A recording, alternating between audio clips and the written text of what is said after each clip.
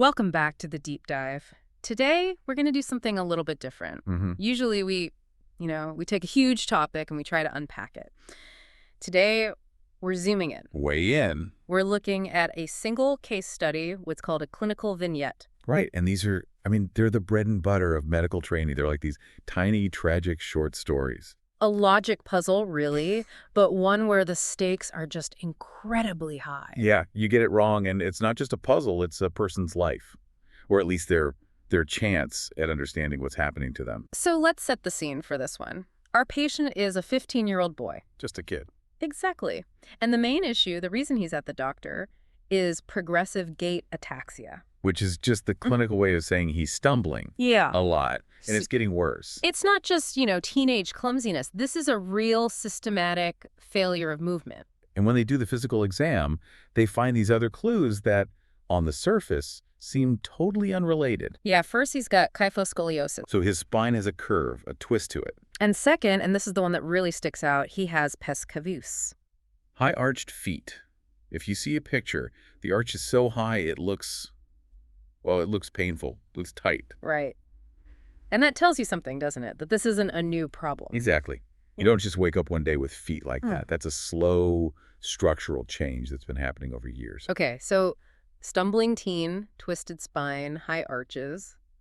And then there's the last clue, the one buried in the family history. It's early art failure. And that's the one that changes everything. It's a terrifying combination of symptoms. But for a neurologist, when you see that specific constellation of stars, they all point in one direction. Which is? Friedreich Ataxia. Friedreich Ataxia. So our goal for this deep dive is to figure out why. How does one single genetic mistake connect the way you walk to the shape of your feet, to the health of your heart? They just feel like different worlds. They do, but they all share a common point of failure. It all comes down to the body's wiring. And the notes say this is autosomal recessive, so that means he had to get a bad copy of the gene from both parents, right? Correct. The parents themselves are probably fine, totally asymptomatic. They're just carriers. He was just unlucky enough to get both faulty copies. And that gene is responsible for a protein called frataxin. Yes, and frataxin is absolutely critical for the mitochondria in your cells. The little power plants. The power plants. And without it, certain high-energy cells, they essentially rust from the inside out and die.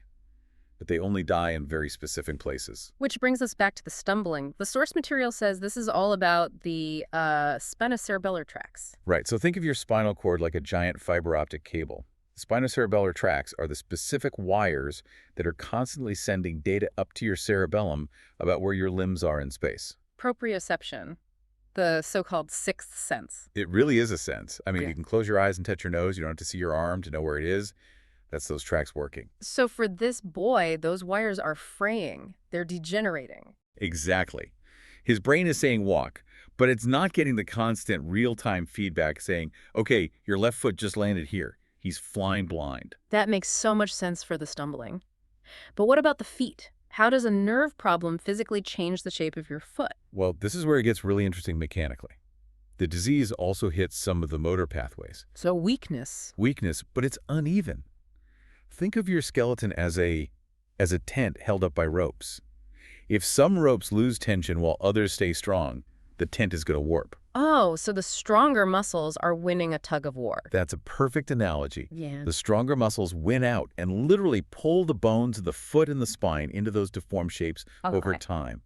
The pes cavus, the scoliosis, they're signs of a chronic neurological imbalance. The skeleton is basically a casualty of the bad wiring. It's being molded by it year after year. Wow. Okay, so we've connected the stumbling to the bones now. The heart. This is the really heavy part of the story because this is what makes the disease so deadly. That's the awful irony of Friedreich's. We classify it as a neurological disease, but it's the heart that's the executioner. The condition is called hypertrophic cardiomyopathy. Hypertrophy. I think of that as a good thing, like when you lift weights. Right, but it's all about context. The muscle growth in the heart here is disorganized, it's fibrotic. The walls of the heart chamber get incredibly thick. I'm looking at the diagram here, and the chamber inside the Friedreich's heart it's tiny. The walls have just crowded everything out. That's the problem. We call it diastolic dysfunction. The heart is a pump, sure, but a pump has to fill before it can squeeze. And this heart is so thick and stiff, it can't relax enough to fill up Oh, properly. it's pumping, but it's pumping, like a tiny amount of blood with each beat. Eventually, that strain leads to arrhythmias or just total failure. And that's the cause of death, often in their 20s or 30s. It is. You see a kid stumbling, you think to check his balance, maybe his ears. You don't immediately think, I need to get an EKG, Unless you know the pattern. unless you know the constellation. Okay, so to really understand this, we have to talk about what it's not. Let's go through the other suspects. The differential diagnosis. The art of why not. Let's start with a big one. Huntington disease. It's genetic, it causes movement problems. Why isn't it Huntington's? The first and biggest mismatch is age. Huntington's is a disease of middle age, your 30s, your 40s.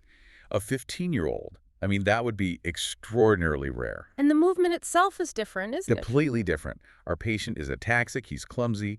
Huntington's causes chorea. The dance. Yeah, it's these writhing, flowing, involuntary movements. It doesn't look like stumbling at all. Plus, Huntington's comes with huge personality changes and dementia. And it attacks a totally different part of the brain, the caudate nucleus. Exactly. So wrong age, wrong movement, wrong location in the brain. Huntington's is out. Okay, next suspect. Alzheimer's or Pick disease. That one's a bit easier to rule out. Again, wrong age. These are diseases of the elderly. But more to the point, they're diseases of the cortex. The thinking, conscious part of the brain. Right.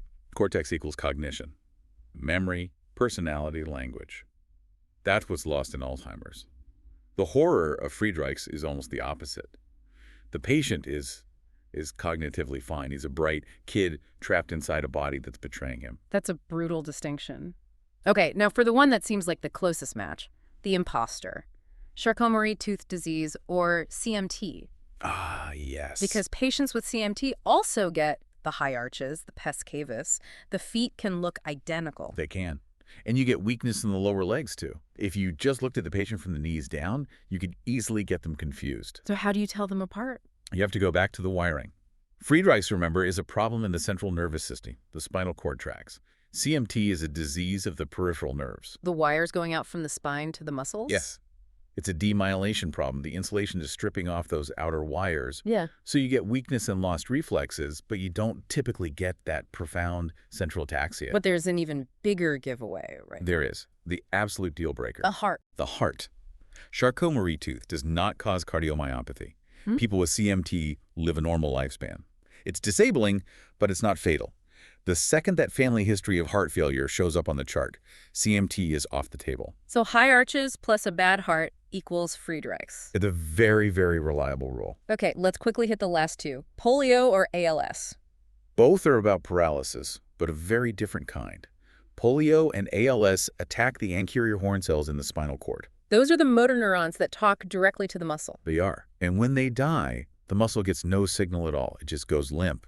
Flaccid paralysis. Whereas our patient has more spasticity and coordination problems, not limpness. Exactly. The signal is garbled, not gone. So wrong kind of paralysis. And finally, Parkinson's disease. Again, wrong age group, mostly, but also the wrong kind of movement disorder. Parkinson's is from a loss of dopamine in the substantia nigra. In the brainstem. Right. And that gives you rigidity, a shuffling gait, and, crucially, a resting tremor. The pill-rolling tremor. When the hand is just sitting still. Yes. In cerebellar diseases like Friedreich's, you see the opposite. You see an intention tremor. The hand is steady at rest, but when he reaches for a cup, it starts to shake, and it gets worse the closer he gets. Resting versus intention. A huge clinical clue. It tells you if the problem is in the basal ganglia, like Parkinson's, or the cerebellum and its pathways, like in Friedreich's. Okay, so we've cleared the board. It's not Huntington's, not Alzheimer's, not CMT, not polio, not Parkinson's. It can only be Friedreich Ataxia. It's the only diagnosis that fits every single piece of the puzzle. Let's try to wrap this all up then. Give us the one-glance rule. If a listener sees this combination of signs, what's the formula? It's a 5-part checklist. 1, teenager. 2, ataxia, the stumbling. 3, scoliosis, the curved spine. 4, pes cavus, the high arches. And 5, the most important one, hypertrophic cardiomyopathy, the thick heart. Teen, stumble, spine, foot, heart. You see that combination, you think Friedreich ataxia until proven otherwise. And you know the underlying pathology is spinocerebellar tract degeneration. It's incredible how it all connects, how a disease of The body's internal GPS system ends up reshaping the skeleton. It really is. It shows you how the body is this deeply interconnected system. And I think that's the final thought here. You have neurologists and cardiologists and orthopedists all in their separate offices. But this one disease just walks right through all those walls. It proves you can't separate the heart from the brain from the feet. You really can't. And I think the tragedy and the lesson of Friedreich ataxia is that you have a disease we call a neurological ataxia, but what determines if you live or die is your heart. It's a profound reminder that no system in the body works in a vacuum. A heavy one today, but really a fascinating look at how these diagnoses are actually built from the ground up. It's all pattern recognition. Thanks for walking us through this one. Anytime. And to everyone listening, thank you for joining us. We'll catch you on the next deep dive. Stay curious.